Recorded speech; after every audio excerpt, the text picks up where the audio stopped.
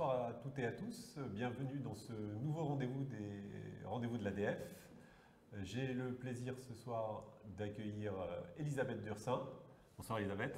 Bonsoir Julien. Donc Elisabeth, tu es professeure des universités à l'Université de Paris en odontologie pédiatrique, praticien hospitalier à la PHP. Et ce soir, en quelque sorte, tu clôtures ces rendez-vous de l'ADF qui nous ont permis tout au long de l'année de mettre en avant les différents membres du comité scientifique du congrès 2021 dirigé par Christian Moussiali. Et Elisabeth, tu t'es chargée de préparer les séances consacrées à l'odontologie pédiatrique et à l'orthodontie.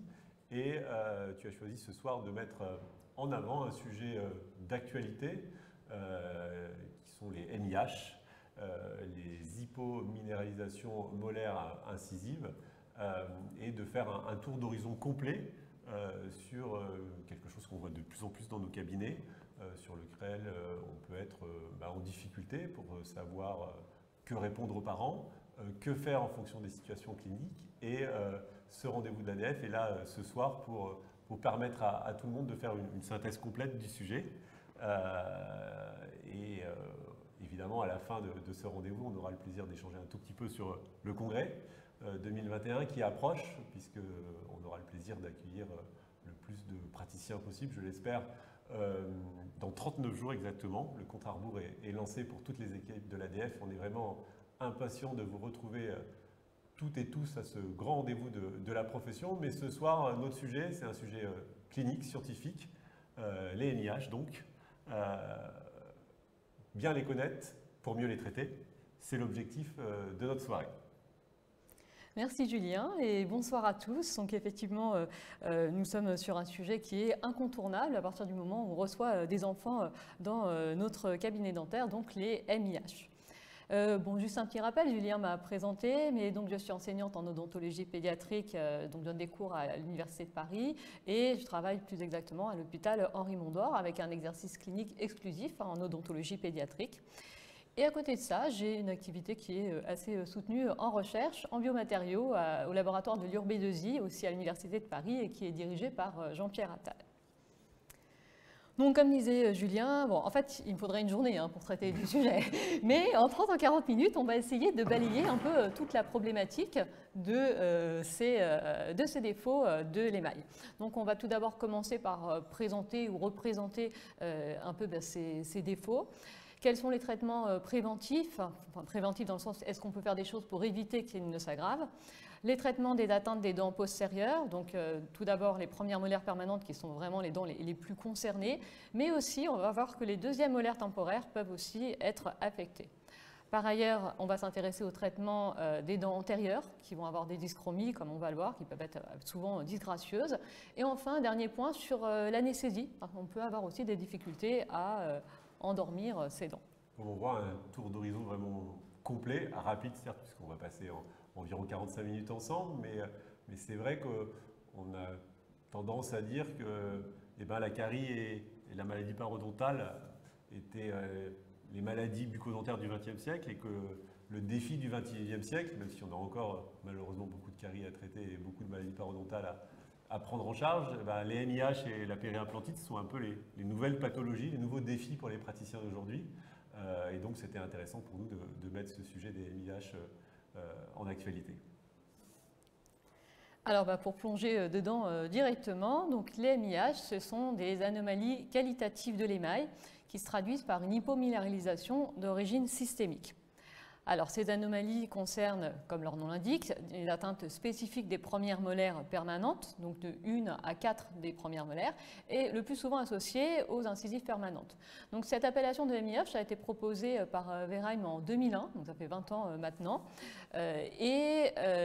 depuis, on a aussi remarqué qu'on pouvait avoir d'autres dents qui pouvaient être touchées, donc même si on parle de MIH, on peut aussi avoir les deuxièmes molaires temporaires, voire les canines temporaires, ça se voit de plus en plus fréquemment, et puis aussi, de manière un peu plus rare mais possible, d'autres dents permanentes, comme par exemple les canines permanentes. L'EAPD, c'est l'Association européenne d'odontologie pédiatrique, en 2003 et en 2009, a donné certains critères et conditions d'observation pour pouvoir faire un diagnostic bien précis.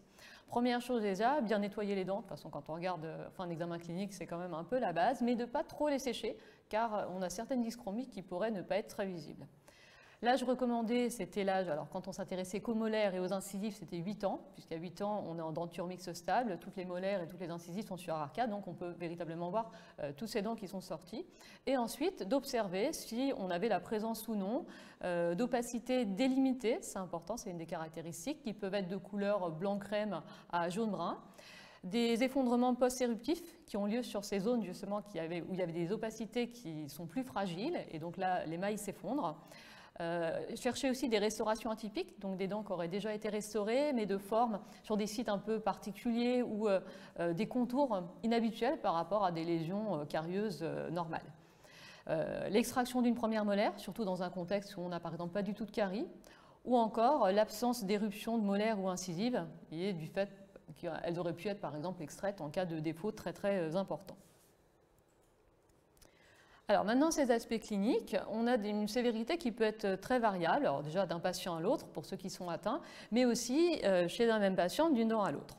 Alors pour ce qui concerne les premières molaires permanentes, on peut avoir des défauts qui sont très limités, comme ici vous voyez une opacité, alors comme je disais, bien délimitée, on peut presque tracer le contour avec un crayon ou avec un curseur, qui peut être donc une opacité, une tache blanche, jaune ou brune, mais là, pas de perte de substance.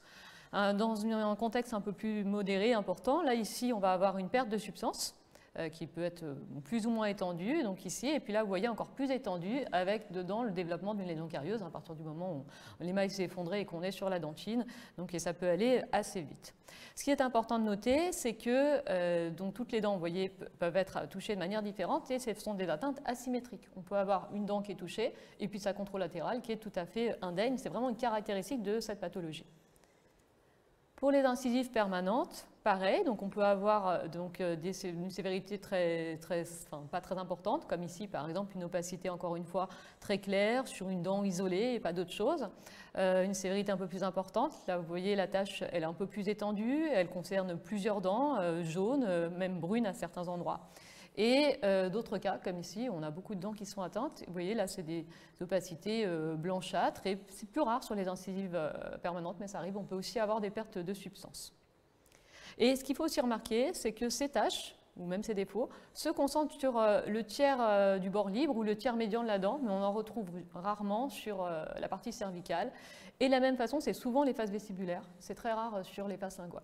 Ce qui peut être, par exemple, une caractéristique qui la différencie de certaines fluoroses, par exemple? Par exemple, on va en parler après justement sur le diagnostic différentiel. Les fluoroses, elles, on a des atteintes qui sont totalement symétriques, contrairement au MIH, et elles peuvent atteindre toute la surface de la dent et pas justement ces sites particuliers.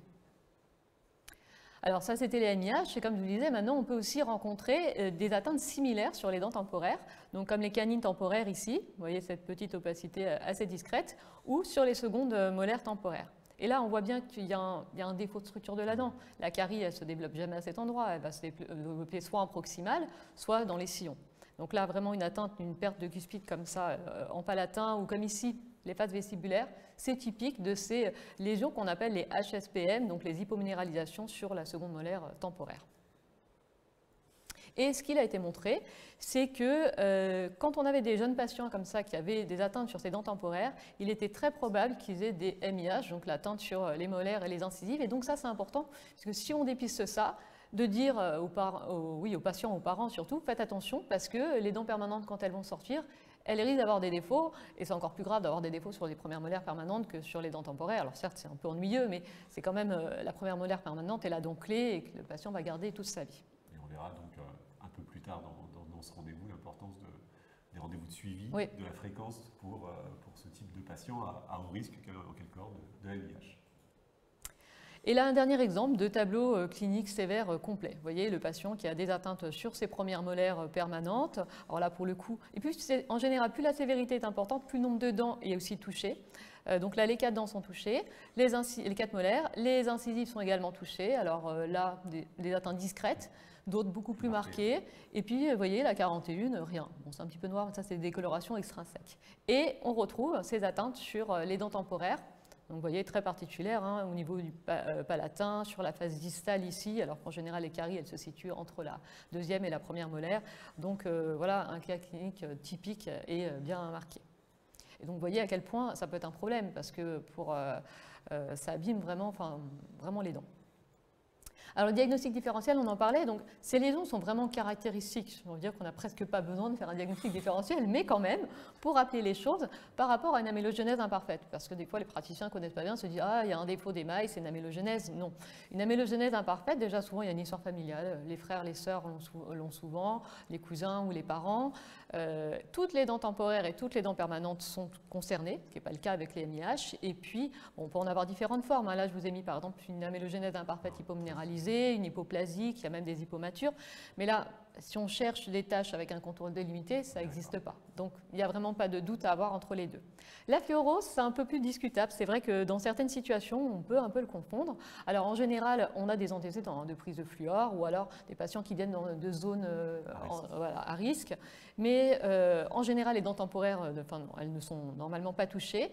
Et on a soit une atteinte d'un groupe de dents, soit toutes les dents, en fonction de la prise de fluor. C'est-à-dire que si l'ingestion s'est faite de manière sur une fenêtre assez courte, un groupe de dents va être touché, les dents dont la minéralisation se fait pendant la prise de fluor. Et si cette durée dure plus longtemps, toutes les dents vont être concernées.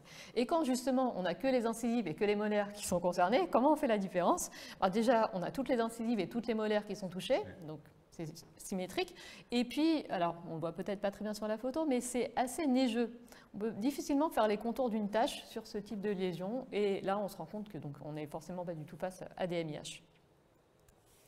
Dernière situation de taches blanchâtres, les white spots carieux, par exemple chez un patient qui a eu un antécédent de traitement orthodontique, on voit même les traces des braquettes ici qui ont été collées, et là c'est sur la zone cervicale, et je vous ai dit tout à l'heure, on n'a pas de taches sur la zone cervicale. Et enfin, les hypominéralisations traumatiques, quand on a un trauma sur une dent temporaire, on peut avoir des répercussions sur les dents permanentes. Déjà, on a l'histoire du traumatisme. En général, quand on a des répercussions, c'est que ça a été un trauma assez sévère quand même. Les parents s'en rappellent, et même l'enfant. Et en général, c'est une dent ou deux dents, et les molaires ne sont pas touchés. Donc, ce ne sont pas des MIH. Alors maintenant, si on va un peu plus loin dans la structure de la dent, voilà, à plus fort grossissement quelque part. Sur le plan minéral, si on compare un émail qui est sain et un émail avec MIH, on a une densité des prismes qui est diminuée sur un émail affecté et aussi une gaine des prismes, vous voyez ici, qui est beaucoup plus large que là. Ce qui fait qu'on retrouve, donc les études rapportent une diminution de 20% de la concentration minérale, quand même énorme. Et donc, comme on a une diminution de cette concentration minérale, forcément, le taux de matière organique est augmenté. Sur un émail sain, on a un taux de protéines de 0,032%. Plus l'émail est de couleur importante, donc blanc, jaune ou brun, plus le pourcentage augmente. Et donc, on se retrouve avec des taux de protéines qui vont jusqu'à 20 fois, sur des lésions brunes, 20 fois plus que l'émail sain.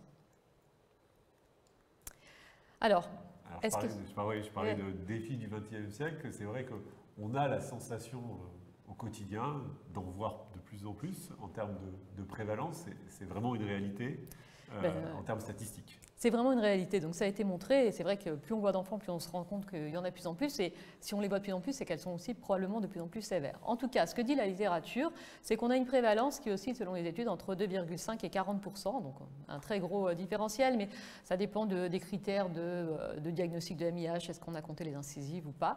En tout cas, le 3D Group, c'est un groupe de travail international qui travaille sur les MIH. Sur 121 études, ils ont montré qu'on avait une prévalence moyenne de 15%, quand même, d'atteinte des premières molaires permanentes, ce qui est énorme, et de 9%, ce qui n'est pas négligeable non plus sur les deuxièmes molaires temporaires. Donc c'est vraiment, on peut dire, un véritable problème de santé publique, et surtout pour les parents, ça peut être des fois un peu triste, parce que mais qu'est-ce que j'ai mal fait voilà, quand on fait attention, en fait, on ne peut rien faire. C'est la grande question, c'est-à-dire que comme c'est fréquent, la grande question des parents, c'est pourquoi? Pourquoi mon enfant? Qu'est-ce qu'on aurait pu faire de différent? Qu'est-ce qui explique cet MIH? Alors est-ce que là aussi, on a des réponses? Non, Julien, je ne sais pas, je ne pourrais pas te dire. Tout ce qu'on sait, c'est que ça fait 20 ans maintenant qu'on parle de CMIH, on ne sait toujours pas de quoi il s'agit, même si on avance quand même un petit peu. Donc ça reste énigmatique, mais ce qu'on sait, c'est que c'est une pathologie qui est multifactorielle, qui est liée forcément à des facteurs environnementaux. Alors, pas mal sont décrits, la dioxine, l'exposition à la dioxine ou par le lait maternel, le tabagisme ou le diabète chez la mère, d'autres facteurs socio-économiques, de malnutrition, ou encore, on avait beaucoup parlé du bisphénol A, des bisphényles polychlorés, alors après au sens large, peut-être même les fluorures, les antibiotiques, voire les vaccins. En tout cas, des facteurs environnementaux avec une prédisposition probablement génétique. Il y a une étude qui a été menée sur observer les MIH chez des jumeaux vrais et et des faux jumeaux. Et en fait, on retrouvait beaucoup plus souvent des MIH chez les vrais jumeaux, enfin chez les deux frères et sœurs, alors que chez des faux jumeaux, donc comme des frères et sœurs, on ne retrouvait pas forcément des MIH chez tous les enfants. Donc forcément, probablement une prédisposition génétique et puis des facteurs systémiques. Donc on a certaines maladies qui peuvent arriver, donc des troubles au niveau du moment pré-péri ou néonatal, des maladies infectieuses, respiratoires, des carences ou encore des maladies chroniques. Bref, on ne sait toujours pas le pourquoi de cela. Par contre, ce qu'on peut savoir, c'est qu'au vu des dents qui sont touchées, il est très probable que le toxique, entre guillemets, qui intervient, il doit arriver entre la naissance et la première année de la vie.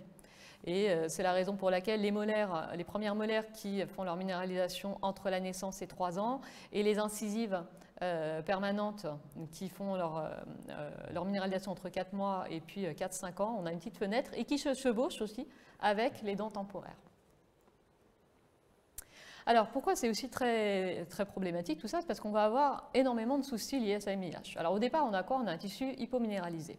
Du fait de ce tissu hypominéralisé, on va avoir des problèmes esthétiques, une moindre résistance de l'émail et des hypersensibilités. Ces hypersensibilités font qu'on va avoir une hygiène dentaire qui va être plus complexe, un risque carieux qui est accru. Et ce risque carieux accru avec une moindre résistance, et on va le voir, des mesures pour essayer d'éviter que l'émail s'effrite, qui sont assez limitées, on va avoir donc une rupture d'émail. Cette rupture d'émail va entraîner des lésions carieuses qui peuvent être assez rapides. Du fait de ce tissu hypominéralisé sur lequel on va avoir du mal à coller, on va voir, et aussi du fait d'avoir des difficultés d'anesthésie, puisque la dent est toujours, on a un émail très poreux, donc elle est dans un état de subpulpite, une inflammation chronique. Parfois, on a besoin du méopa aussi pour soigner ces enfants, donc forcément pas des conditions idéales pour réaliser les restaurations, dont le pronostic n'est pas forcément bon. Sur du long terme, un risque de perte dentaire, donc une fonction masticatoire affectée qui est déjà affectée par les sensibilités qui peuvent empêcher aussi l'enfant de mâcher d'un côté ou de l'autre, des besoins orthodontiques s'il nous manque des dents, donc de nombreux rendez-vous, de l'absentéisme, un coût de traitement important et surtout un véritable impact sur la qualité de vie, d'où vraiment l'intérêt d'essayer de tout faire en sorte pour bien prendre en charge donc cette pathologie. Un peu schéma de spirale négative qu'il faut essayer d'enrayer coûte que coûte. Oui. Donc, l'approche clinique, le but c'est, comme toujours, d'identifier le risque, notamment donc, en denture temporaire pour se dire ah bah peut-être on peut en avoir plus tard. Le diagnostic précoce en denture temporaire et permanente, on va le voir réminéraliser si on peut, prévenir les caries, restaurer, voire extraire les dents et puis toujours suivre ces patients de manière rapprochée. Et les objectifs de nos thérapeutiques, on va le voir, ça va être de protéger ces zones qui sont affaiblies, supprimer les douleurs, donc pouvoir rétablir les fonctions une fois qu'on a un peu tout restauré, éviter d'avoir des désordres au niveau intra- et interarcade, et puis rétablir, si besoin, la fonction esthétique. Alors, tout d'abord, on va commencer par les traitements préventifs. Enfin, j'entends par là, qu'est-ce qu'on peut faire pour essayer de limiter les dégâts. Quand on a des dyschromies sans perte de substance, comme ici, bon, on n'a pas énormément de choses à faire, à part des examens réguliers, le suivi, encore une fois, très important, évidemment, une hygiène orale méticuleuse, des conseils alimentaires, et essayer de reminéraliser, peut-être pour essayer d'éviter d'avoir des clivages post-éruptifs. Donc vous voyez ici par exemple c'est Cabral et collaborateurs qui montraient dans un article cette dent qui était en sous-occlusion avec des dyschromies. 12 mois après on avait des pertes de substance et 18 mois après une perte de substance. Voilà en 1 an et demi ce qui peut se passer. Celle survenue de rupture de l'émail est beaucoup plus fréquente, on l'a déjà dit sur les molaires par rapport aux incisives. Elle arrive d'autant plus souvent que la tache est foncée. On le voit ici, sur cette zone qui est un peu plus foncée que le reste. Et par contre, on n'a pas de tendance, contrairement à ce qu'on pourrait croire, par rapport aux zones qui sont exposées ou pas à la mastication. Une autre étude a montré que là, par exemple, sur le jaune-brun, quand on n'était pas exposé à la mastication, 44% de risque d'aggravation et 39% si on était exposé. Et là, la preuve ici, on est sur une face qui était la face linguale de la dent.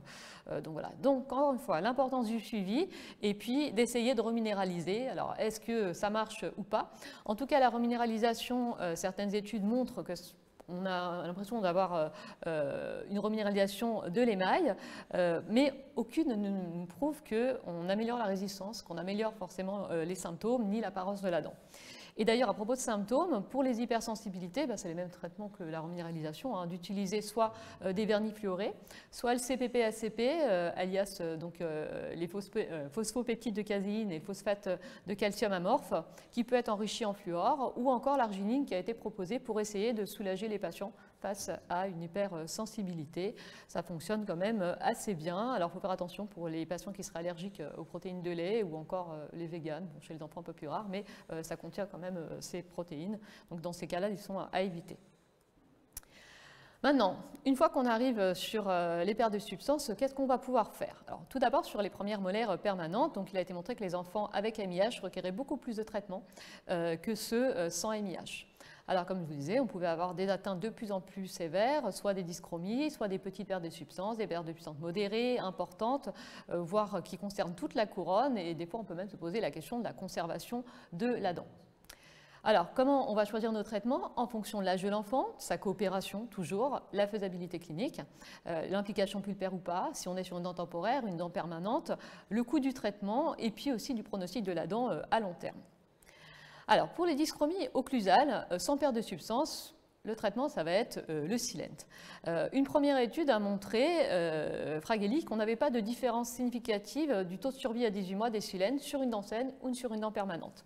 Après, il faut dire que pendant 4 semaines, ils ont quand même appliqué du fluor sur cette dent, ce qui a peut-être aidé à reminéraliser un petit peu, mais qui encourage à utiliser les Silent sur ces dents MIH. Une seconde s'est intéressée à comparer un groupe où on avait soit posé un Silent de manière conventionnelle, soit un adhésif avant le Silent.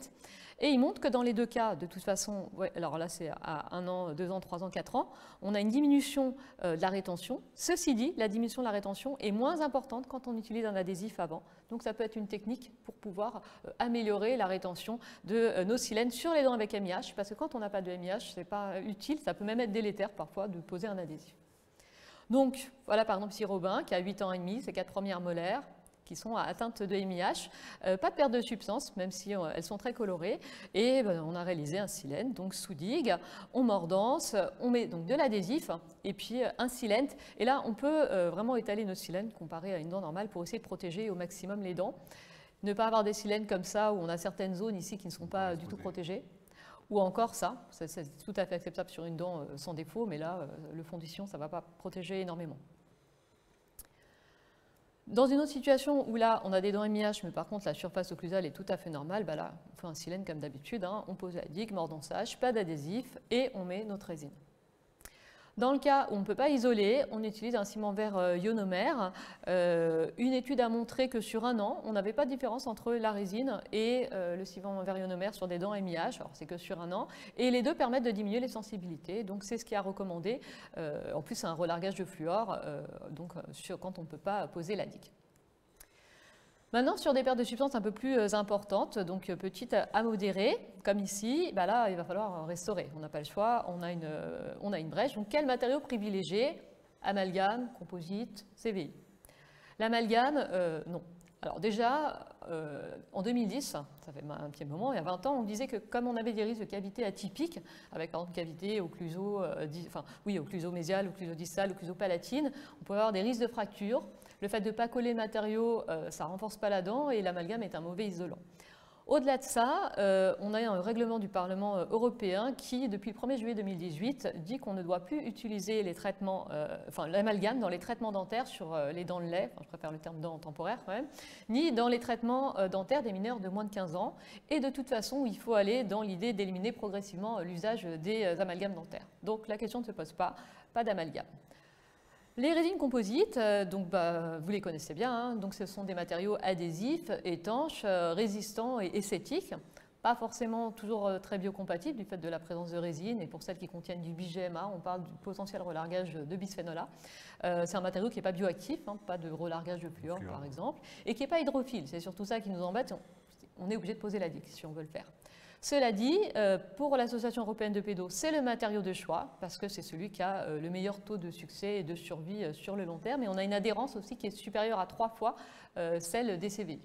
Donc c'est le matériau recommandé, sauf si on ne peut pas isoler la dent. Par contre, même si c'est meilleur matériau par rapport aux autres, comparé à une dent saine, on a beaucoup plus d'échecs. 10 fois plus d'échecs sur dent MIH qu'une dent saine. Et à 9 ans, la dent MIH est traitée 2 fois déjà. On en retrouve des caries secondaires, des fractures d'émail, on a des échecs de collage qui ne sont pas sans rappeler ceux retrouvés sur la mélogénèse imparfaite parce que quelque part, dans les deux cas, on a une hypominéralisation, on a un taux organique qui est très élevé et nous, on arrive à coller sur du minéral. Donc, c'est là le problème. Alors, si on retire tous l'émail MIH, eh bien, on se retrouve sur de l'émail sain. c'est super, on peut coller normalement. Sauf que le problème, c'est qu'on devient aussi parfois très délabrant. Alors, est-ce qu'on pourrait avoir un moyen d'augmenter cette adhérence au tissu dentaire sans pour autant enlever tous les mailles MIH et garder la partie qui peut être un peu dure, même si elle reste encore un peu colorée?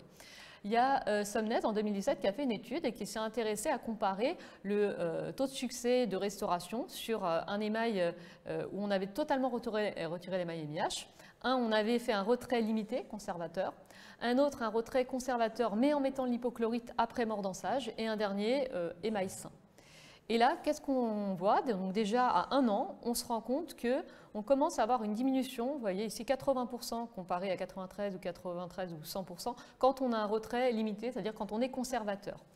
Et par contre, on reste à 93% quand on met de l'hypochlorite de sodium. L'hypochlorite de sodium, c'est un déprotéinisant.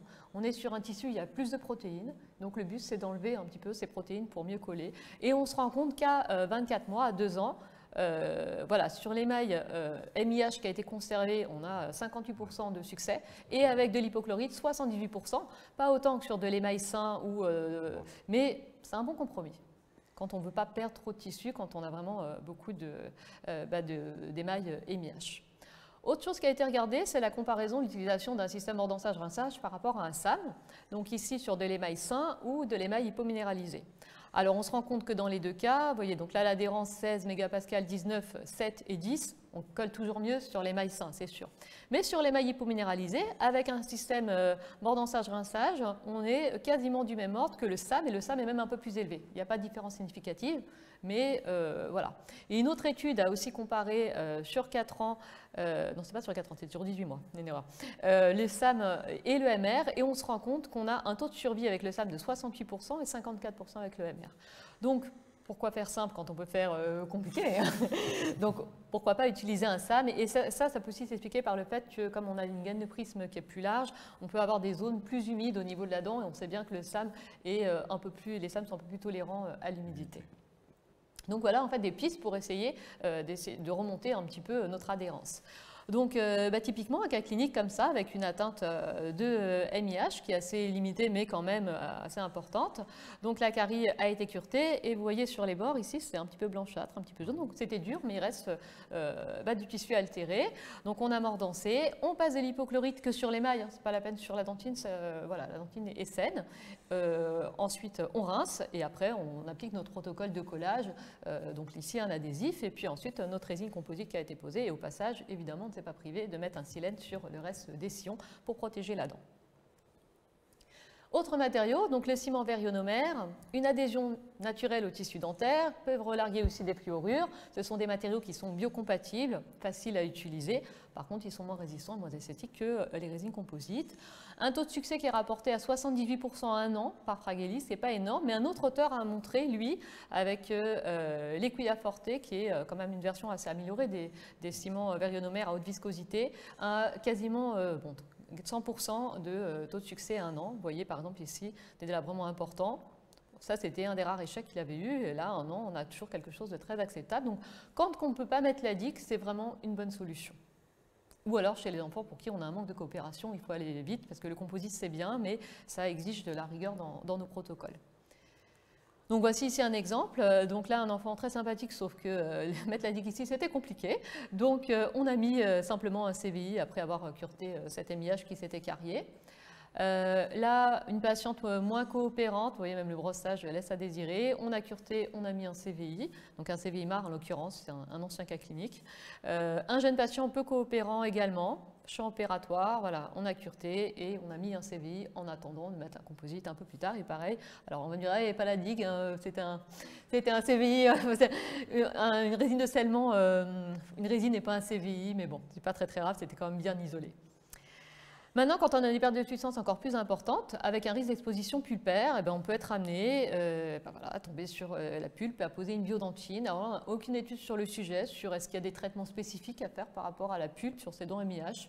A priori, non. En tout cas, on n'a rien dans la littérature sur le sujet. Et après, donc, quand il faut restaurer ses dents, Là, la restauration directe n'est pas possible. Donc, on va se tourner vers des techniques soit conventionnelles, soit on va voir la CFAO. Donc ici, c'était Pierre, 12 ans. Je n'ai pas la photo initiale, mais il avait un CVI qui était cliniquement très acceptable, sauf qu'il avait des sensibilités persistantes. On a déposé le CVI et puis on a décidé de réaliser un onlay en composite, donc de manière classique, avec une empreinte en silicone, l'empreinte de l'antagoniste, une provisoire qui a été réalisée dans la séance. Ensuite, on a réceptionné la pièce, les réglages, comme d'habitude, conventionnels, que tout le monde connaît. On a traité l'onlay et ensuite, on l'a collé. Donc, d'une part, c'est très joli. Et en plus, le patient n'avait plus de sensibilité. Donc, on avait vraiment quelque chose de très étanche. Ce n'est pas évident, ça, en restauration directe, à pouvoir, même quand on fait les choses bien, à être très étanche. Autre solution, quand on a la CFAO, c'est d'utiliser la CFAO. Donc, pour rappel, on a un logiciel, le CEREC ou le LIRA, associé à une empreinte optique et à une machine-outil à commande numérique qui nous permet d'usiner dans la séance. Et donc, chez les enfants, chez les adultes aussi, mais plus vite ça va, mieux ça vaut. Comme matériaux, soit les céramiques usinables, soit les composites usinables, ou alors on a des matériaux hybrides entre les deux. Alors, moi, j'ai plutôt tendance à vouloir plutôt encourager l'utilisation des composites chez les enfants. Et pourquoi? Même si ça n'interdit pas la céramique. D'une part, même si la céramique est plus biocompatible, les composites usinés ont quand même une bonne biocompatibilité par rapport à des composites directs. On a moins de relargage de monomère ou un composite de labo. Et c'est important chez un sujet qui est jeune. En termes d'adhésion et d'étanchéité, le collage est fiable avec un composite de la même façon qu'une céramique, même si c'est un petit peu moins bien. Mais par contre, pour la réintervention, ça, c'est beaucoup plus facile. Un simple ajout de composite direct, s'il y a un manque ou un problème, on peut réparer très facilement. L'usinabilité est aussi beaucoup plus simple avec le composite et c'est plus facile d'avoir des restaurations de faible épaisseur quand on manque de place et ça, c'est très courant dans le cas de nos cis qui sont atteintes. En termes de résistance, on a un module d'élasticité du composite qui est proche de celui de la dentine et comme on a souvent des cavités justement qui sont bien dentinaires, c'est bien d'avoir un matériau qui remplace, qui ressemble au tissu qui est absent. Des propriétés mécaniques inférieures à celles de céramique mais tout à fait satisfaisantes. Un risque de fracture qui est minoré, c'est pas mal pour les enfants qui présentent encore des parafonctions. Une tolérance à la manipulation, c'est beaucoup plus rapide, il n'y a pas de cuisson, même pour le maquillage. Ça reste un peu moins esthétique mais c'est vraiment totalement acceptable. Et alors par exemple Samba, ici, 9 ans, qui avait une cavité profonde, étendue, donc vous voyez bien dentinaire, on a réalisé un onlay CFAO en composite. Donc on a cureté la lésion avec, encore une fois, on a essayé d'être conservateur, vous voyez ici on voit bien la zone MIH, même si elle reste dure. On a fait un scellement dentinaire immédiat, alors pour la CFAO en réalité on n'en a pas vraiment besoin, mais ça nous permet de simplifier un peu les contours quand même de la préparation. L'empreinte optique a été réalisée.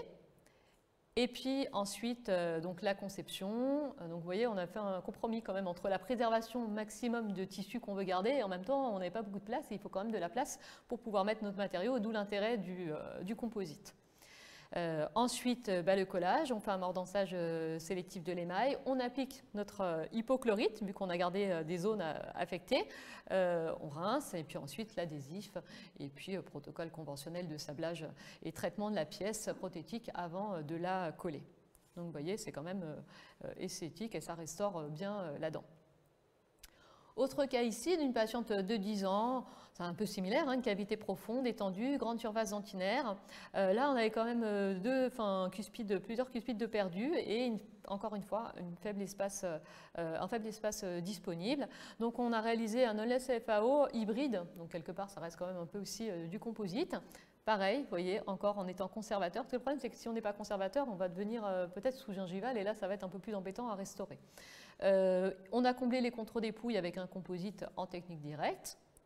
Et puis après, empreinte optique, conception, fabrication. Et encore une fois, au moment où on colle, on met l'hypochlorite sur l'émail. Et puis voilà, la pièce collée, on a pareil, encore une fois, quelque chose qui est très acceptable. Alors, plus on va loin dans le délabrement, puis là, par exemple, ici, on se retrouve avec des délabrements encore plus importants. Là, il faut un recouvrement total. Et en général, on utilise des coiffes préformées en métal ou quand l'enfant n'est pas coopérant, parce qu'on ne peut pas faire la CFAO chez tout le monde non plus. Alors, c'est vrai que là, sur des molaires, ils sont assez grands, mais ça peut être quand même un petit peu lourd. Ou quand je dis la CFAO, les techniques conventionnelles qui sont aussi compliquées chez certains enfants. Dans ce cas, on fait une coiffe, surtout au maxillaire, même si ce n'est pas très esthétique. Ça ne se voit pas, il ne faut pas trop exagérer. Donc voilà ici par exemple un patient avec, vous voyez des cis qui sont bien altérées, celle-là notamment, celle-là encore plus. Et on a décidé sur celle-là de réaliser une coiffe pédodontique préformée. Et comme on a de l'espace à côté, on n'a même pas préparé la dent. Ça nous permet de faire en sorte de protéger les tissus et quand on retirera la coiffe un peu plus tard, on aura été très conservateur. Donc ces coiffes sont disposées dans des boîtes, on choisit leur diamètre en fonction de la taille mésio-distale de la dent. Et ensuite on les découpe, souvent elles sont très hautes, donc on découpe en cervicale pour jusqu'à arriver au niveau de l'occlusion. À chaque fois qu'on découpe et qu'on essaye, on enlève les ébarbures parce que sinon c'est pas très sympa pour le parodonte. Et on boutrolle, c'est le fait de resserrer le bord pour avoir un clipsage de la couronne sous la zone de grand contour. On scelle au CVI, on remplit toute la couronne puisque c'est pas comme elle n'est pas faite sur mesure. Donc là, il faut combler tout l'hiatus entre la couronne et la dent. Et vous voyez, on a une très bonne intégration de la coiffe pédiatrique préformée. Autre cas ici, où là on n'avait pas le choix. En plus, une patiente compliquée, mais ou pas, où on a préparé simplement en mésial la dent, un petit slice, et puis on a posé la couronne. La seule chose, alors la fiabilité elle est super, hein. On n'a pas encore aucun remplacement qui est nécessaire après même 3 ou 5 ans. Bon, c'est pas très esthétique, mais on peut avoir un risque de poche parodontale sur le long terme. Quand le délabrement est très important, parfois il va falloir extraire. Alors si un abcès, autre chose aussi, on n'a pas forcément le choix. Mais par contre, quand on peut, on essayer de choisir le bon moment. Je suis toujours chez le même patient, sur les dents mandibulaires, donc vous voyez, on était quand même assez délabré. Alors après, on peut essayer de pousser et faire au maximum pour les garder, mais quand on se retrouve dans cette configuration avec la deuxième molaire permanente où on a la formation de la furcation qui est en train de se faire, c'est le meilleur moment pour enlever une première molaire parce qu'elle va naturellement se mettre à la place de la première molaire. Alors plus facilement au maxillaire qu'à la mandibule, mais en tout cas ça va faciliter le traitement orthodontique et donc si c'est un peu plus tôt, même si la dent est très abîmée, on essaye de la garder pour arriver à ce moment-là et partant du principe qu'on a le germe de la deuxième molaire pour que la 7 arrive à la place de la 6 et la 8 à la place de la 7. Et comme ça, l'enfant arrive avec des nouvelles dents en bouche. Maintenant, les molaires temporaires, donc on va se retrouver avec en fait, le même type de soins à réaliser. Donc quand on a une paire de substances comme ça, ici vestibulaire, une résine composite à partir du moment où on peut isoler. En l'occurrence, j'avais utilisé le Santion Forte qui est un composite bulk et qui relargue, qui peut permettre de reminéraliser, qui relargue du fluor. Et ça pourrait être intéressant. On n'a pas de preuve que ça marche forcément, mais pourquoi pas. En tout cas, je l'avais utilisé ici. Et donc ensuite, on a appliqué l'adhésif qui va avec le composite et ce composite, et on a quelque chose qui est très acceptable. Quand on a une paire de substances plus importante et sur des dents temporaires, par contre, et c'est un patient pas très compliant, on peut aller réaliser des coiffes pédodontiques préformées. Donc là, il faut faire un slice mésial, un slice distal, une préparation occlusale, juste pour avoir de l'espace pour pouvoir poser la coiffe, qu'on scelle toujours au CVI.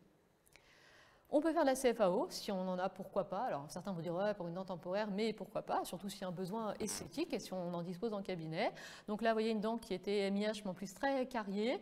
Tout a été cureté, la pulpotomie a été faite, la préparation, et puis voilà, le design, et puis la conception, et enfin la pose de la lait. Bon là, il faut dire que la teinte n'était pas extraordinaire, mais c'est toujours plus beau qu'une CPP. En tout cas, c'est aussi étanche. Et c'est possible. Et dernière chose, bon ça c'était un peu pour s'amuser entre guillemets, donc là voilà une dent avec un délabrement très important, donc cette HSPM, où on a réalisé des moules préformés. C'est-à-dire qu'en fait j'ai réalisé une empreinte que j'ai envoyée à mon ami le docteur Philippe François, qui a donc scanné l'empreinte, réalisé un wax-up numérique et réalisé un moule en impression 3D.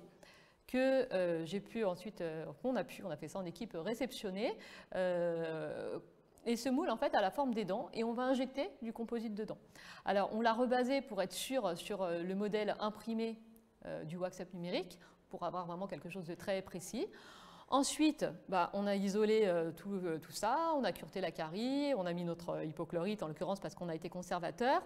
On a préparé le protocole de collage comme si on voulait mettre un composite, sauf qu'on a déposé le moule, qu'on avait percé, j'ai oublié de le dire, et on a injecté notre composite injecté pour avoir quelque chose qui est quand même assez sympathique.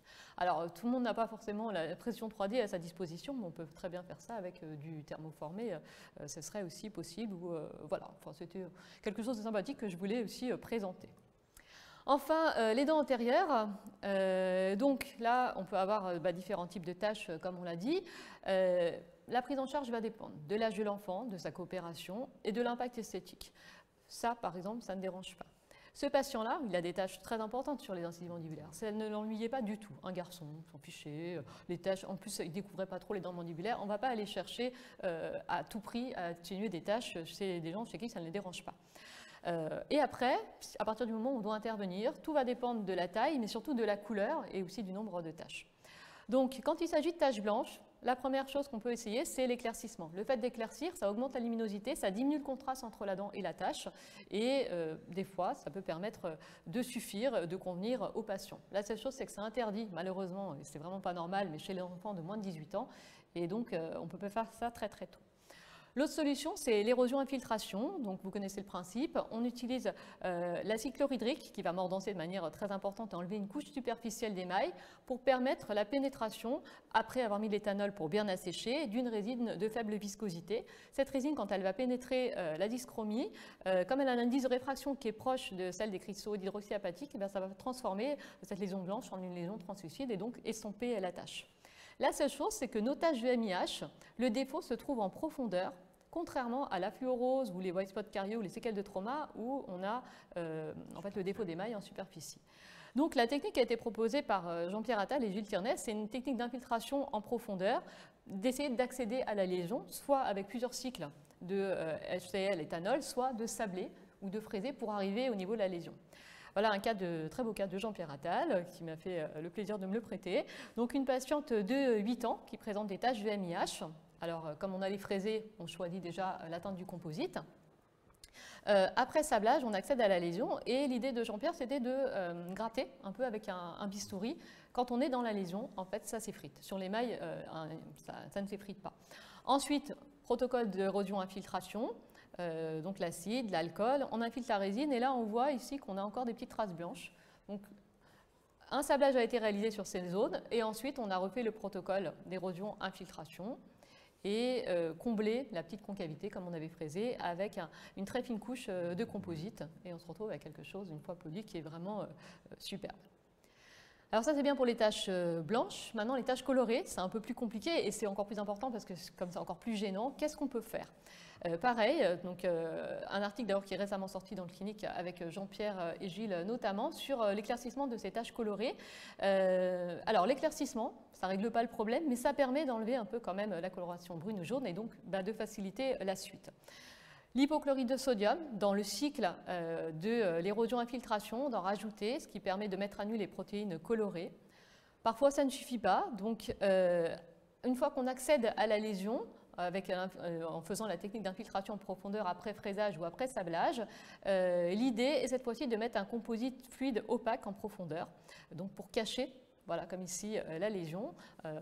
Là, on a quelque chose, quand on va mettre le composite par-dessus, donc la couleur va être bien masquée. Il faut faire attention de ne pas en mettre un qui est trop lumineux, ça m'est arrivé récemment, c'est très dur, je n'ai pas pris la photo, c'est dommage, j'avais un bel échec à vous montrer. Donc faites attention, il faut vraiment prendre la couleur de l'opaque en fonction de la luminosité de la dent.